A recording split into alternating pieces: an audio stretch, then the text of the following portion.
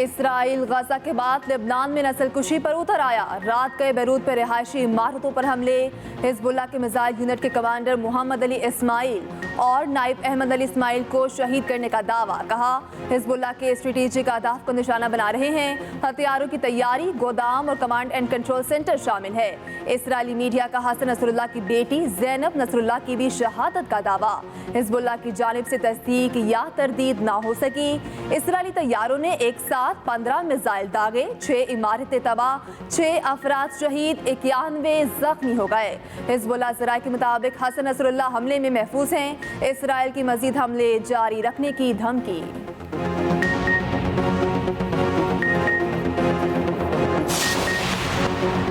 Hezbollah की जवाबी कार्रवाई, इसराइल पर रॉकेट हमले, सफाद, करमेल और सार कबूतस शहरों पर 65 रॉकेट फायर किए। कई मकामात पर आग लग गई। दारुल हुकूमत तल अबीब में हमलों का अलर्ट जारी। फ़ज़ाई दिफाई निज़ाम हाई अलर्ट। शेल्टर खोल दिए गए। यमनी फौज का बुहेरा अहमर में 3 अमरीकी जहाज़ों को निशाना बनाने का दावा। अमरीकी सदर जो बाइडन का कहना है अमरीका का बैरूत हमले में कोई अमल दखल था, ना ही शिराकत। उधर ईरानी वज़ीर ख़ारिजा अब्बास अरागची ने जनरल असम्बली में खिताब करते हुए कहा इसराइल ने हिजबुल्लाह हेडक्वार्टर्स पर हमले में अमरीकी बंकर बस्टर बम इस्तेमाल किए। ईरान हर सूरत लबनान का साथ देगा। ईरानी सुप्रीम लीडर ने नेशनल सिक्योरिटी काउंसिल का हंगामी इजलास तलब कर लिया। खामनाई के मुशीर अली लारिजानी का कहना है हसन नसरुल्लाह की शहादत की सूरत में मुतबादिल क़यादत तहरीक को चलाने के लिए तैयार है।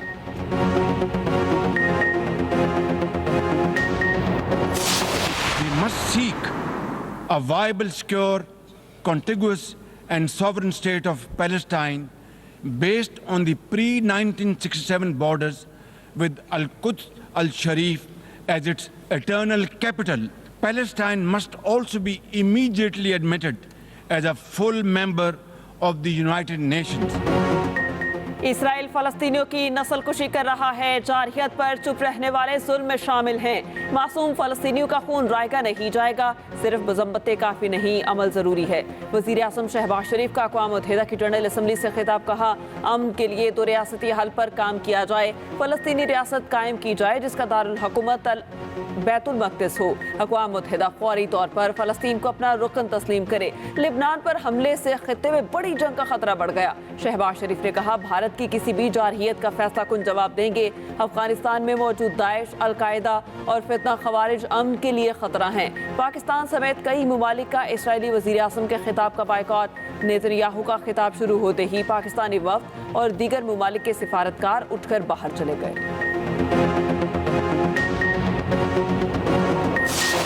जंगबंदी होना चाहिए ताकि आम फ़लस्तीनी लोगों तक ज़रूरी इंसानी इमदाद पहुँचा सकेगा। जनूबी लुबनान से मशरिक़ वस्ता में जंगबंदी का वक्त आ चुका है। फ़लस्तीनी अवाम को इंसानी इमदाद पहुँचाने के लिए फ़ौरी जंगबंदी ज़रूरी है। तर्जुमान अमरीकी महकमे ख़ारजा मार्गरेट मैकलाउड की एक्सप्रेस न्यूज़ से ख़ुसूसी गुफ्तगू। कहा पाकिस्तान और भारत बाहमी बातचीत से मसला कश्मीर हल करें। अमरीका पाकिस्तान का सबसे बड़ा बरामदी पार्टनर है। पाकिस्तान IMF की इस्लाहात पर अमल करके दुनिया भर से सरमायाकारों को राग़िब कर सकता है।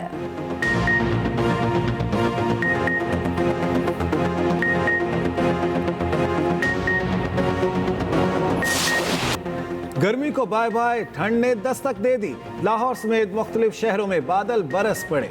सूबाई दारुल हुकूमत में अलसुब बूंदाबांदी से मौसम ठंडा हो गया। गुजरांवाला, डस्का, फैसलाबाद, पिंड दादन खान में मूसलाधार बारिश। नशेबी इलाके ज़ेरे आब।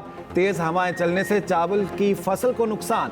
दीर लोयर में बादल जमकर बरसे। नदी नालों में तुग़यानी। महकमा मौसमियात की बारिशों का सिलसिला जारी रहने की पेशगोई।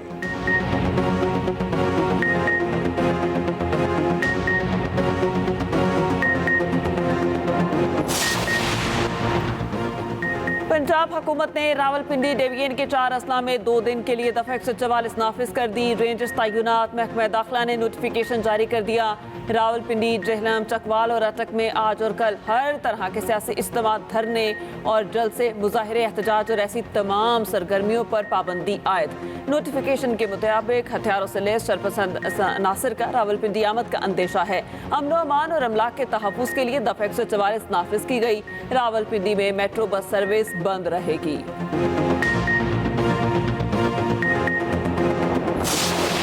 क्या कोई सियासी जमात असले के साथ सियासी जलसा करने आती है और एक चीफ मिनिस्टर एक सूबे का जो है वो करेने लेकर, एम्बुलेंसें लेकर वो क्या करने के लिए आ रहा है पिंडी के अंदर। पिंडी के इस तमाशे की इजाजत इनको नहीं मिली है। अगर किसी ने अमनो अमान में दखल अंदाजी की कोशिश की, अगर किसी ने कानून को हाथ में लेने की कोशिश की, सड़कें चौराहे बंद करने की कोशिश की, तो कानून जो है वो उनको आनी हाथ। फितना ग्रुप ने रावलपिंडी में फसाद का प्रोग्राम बनाया हुआ है। इतलात हैं ये एहतजाज की आड़ में शरपसंदी चाहते हैं। हालात खराब हुए तो सारी जिम्मेदारी अली अमीन गंडापुर पर होगी।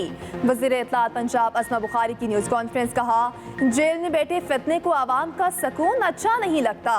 वज़ीर आला खैबर पख्तूनख्वा को अपने सूबे के आवाम की परवाह नहीं। जब मुल्क के हालात बेहतर होने लगते हैं ये फितने सर उठा लेते हैं।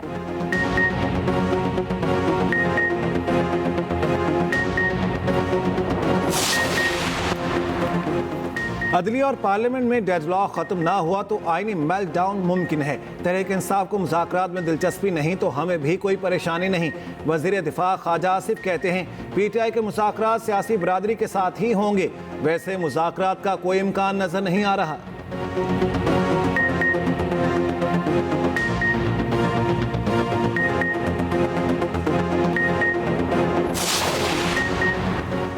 आईनी तरमीम के लिए हुकूमत फिर से मुतहरिक। 7 अक्टूबर को सेनेट और कौमी असम्बली के इजलास बुलाने का उसूली फैसला। इजलास से कबल तमाम आईनी और कानूनी मराहिल पूरे किए जाएंगे। ज़रा के मुताबिक हुकूमती इत्तेहाद 7 अक्टूबर तक आईनी तरमीम का ख़्वाहां। पहली कोशिश में मौलाना फजलुर रहमान से मिलकर आईनी तरमीम मंजूर कराने का प्लान। मौलाना के इनकार की सूरत में मुतबादिल ऑप्शंस पर गौर। उधर मौलाना फजलुर रहमान से पीपल्स पार्टी वफ्द की मुलाकात। मुल्की सियासी सूरत हाल, आईनी तरमीम पर तबादला ख्याल।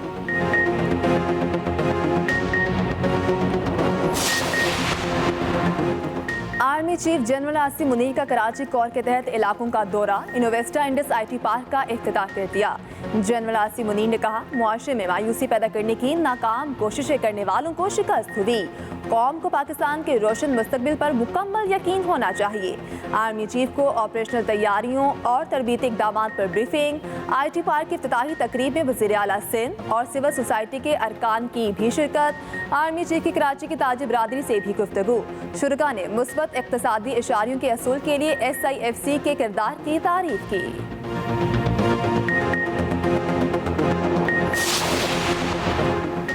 सदर मुस्लिम लीग नून नवाज शरीफ और वज़ीर आला पंजाब मरियम नवाज से जापानी सफ़ीर की मुलाकात। बाहमी ताल्लुकात के फ़रोग़, मुख्तलिफ शोबों में ताउन बढ़ाने पर तबादला ख्याल। नवाज शरीफ ने कहा, दो तरफ़ा ताल्लुकात को मज़ीद वसअत देने के लिए पुरअज़्म हैं। वज़ीर आला मरियम नवाज बोली, पाकिस्तान और जापान के दरमियान दो तरफ़ा तिजारती हजम बढ़ाने के लिए दिलचस्पी रखते हैं। जापानी सफ़ीर का पाकिस्तान के साथ ताल्लुकात को मज़ीद फ़रोग़ देने की ख्वाहिश का इजहार।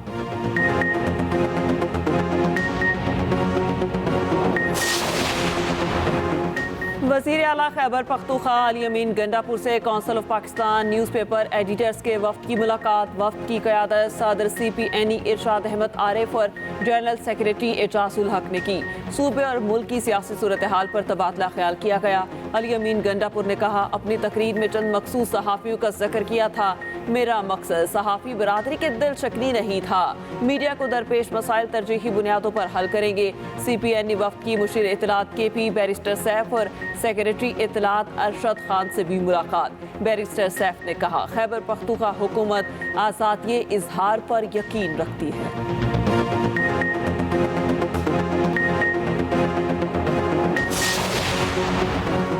अस्मा बुखारी फेक वीडियो के खिलाफ की दरख्वास्त समाअत के लिए मुकर्रर। Chief justice Lahore high court 30 सितंबर को समाअत करेंगी। अदालत ने DG FIA के बैरून मुल्क दौरे की दस्तावेजात तलब कर रखी हैं। FIA से पेशरफ्त रिपोर्ट भी तलब कर रखी है।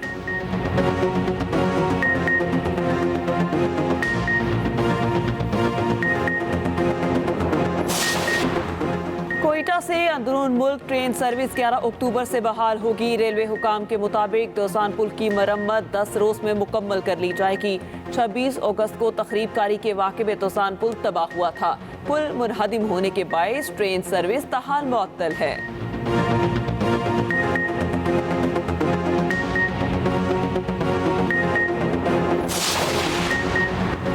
पंजाब और केपी में डेंगू के वार तेज। रावलपिंडी में मजीद 85 अफराद में वायरस की तस्दीक।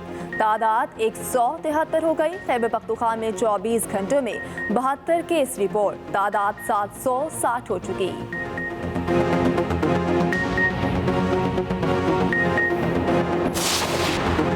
सरबराह United Business Group SM Tanveer का कहना है IMF कर्ज की मंजूरी अहम कामयाबी है। उम्मीद है अक्टूबर में बिजली के निर्ख कम होंगे। एसएम तनवीर का बरामदी सनतों को जीरो रेटिंग सहूलत देने का मुतालबा।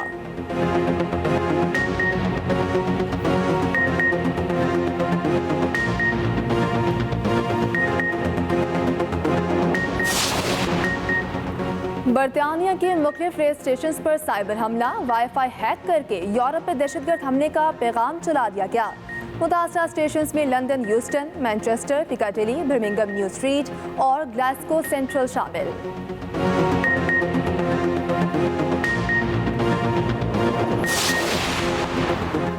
अमेरिका की जनूब मशरकी रियासतों में तूफान। अमवात की तादाद 41 हो गई। फ्लोरिडा में 140 मील फी घंटे की रफ्तार से आंधी। सैकड़ों घरों को नुकसान। समंदर में कश्तियां उलट गईं। कई अफराद लापता। फ्लोरिडा और वर्जीनिया में 45,000 अफराद बिजली से महरूम। 900 परवाजें मनसूख।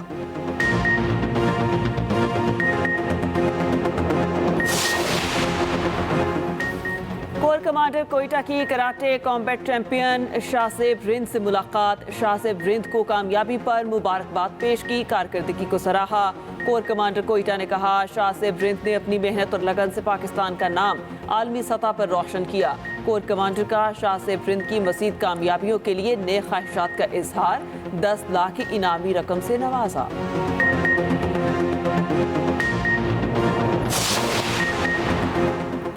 चेयरमैन PCB मोहसिन नकवी की सदारत में अहम इजलास। चैंपियंस ट्रॉफी की तैयारियों और बहरिया टाउन चैंपियंस कप का जायजा। मोहसिन नकवी की चैंपियंस ट्रॉफी की मेजबानी के लिए जरूरी कमेटियां तश्कील देने की हिदायत। कहा इकबाल स्टेडियम फैसलाबाद में PSL के मैचेस कराने की कोशिश करेंगे। स्टेडियम्स की अपग्रेडेशन से शायकीन मैचों से ज्यादा लुत्फ उठा सकेंगे।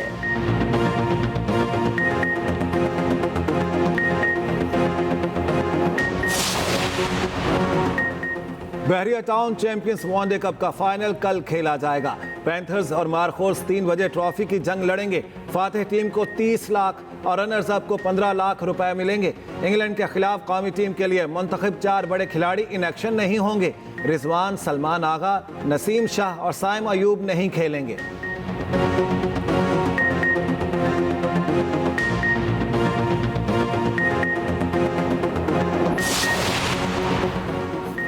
England cricket team mission Pakistan पर 2 अक्टूबर को मुल्तान पहुंचेगी। 33 रुकनी दस्ते में 16 खिलाड़ी और 17 ऑफिशियल्स शामिल होंगे। बेन स्टॉक की क़यादत में टीम दोहा से बराह रास्त मुल्तान पहुंचेगी। पाकिस्तान और इंग्लैंड के दरमियान 3 टेस्ट मैचेस की सीरीज शेड्यूल है।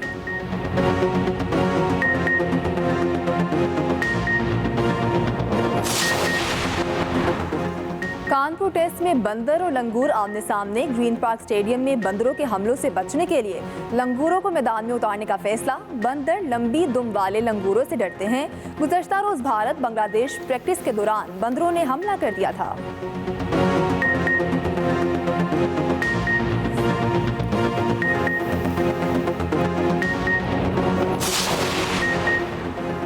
पाकिस्तान में आज universal access to information day मनाया जा रहा। दिन मनाने का मकसद मालूमात तक रसाई के हक की अहमियत को उजागर करना है।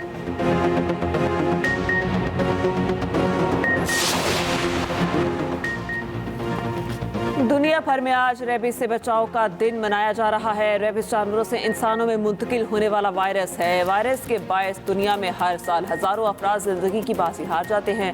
रेबीज ज्यादातर कुत्तों के काटने से फैलती है।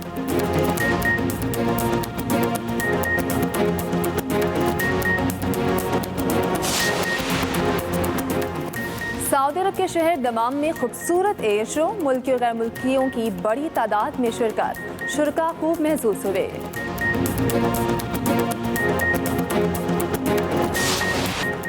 और सुरों की देवी बुलबुले हिंद को मद्दाह नहीं भूले। लता मंगेशकर ने जो गाया अमर कर दिया।